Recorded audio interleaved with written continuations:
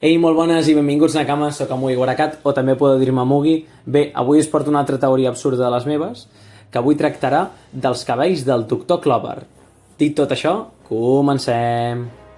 El doctor Clover té aquests cabells i barba per una fruita del diable, la fruita cabells.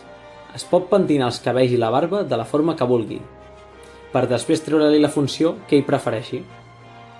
Per exemple, en el seu cas, té la barba d'aquesta forma per fer-la servir de pala i desenterrar Poneglyph. Hi ha altres tipus d'informació que pot haver-hi sota terra.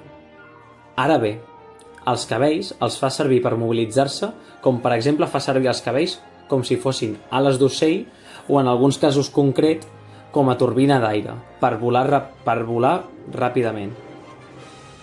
En resum, que gira com el famós molinet d'en Henzo. Dit tot això, ja us hauria explicat la teoria dels famosos cabells i barba del doctor Clover. Sí, sé que és molt ràpid, però és que és una cosa molt senzilla i molt bàsica. Us l'he intentat explicar d'una manera breu i concreta i ja està. Vull dir, com sempre, aquí teniu la caixeta als comentaris per deixar-vos la vostra opinió, si opineu el mateix, si teniu una opinió diferent o, bueno, simplement dir el que vulgueu.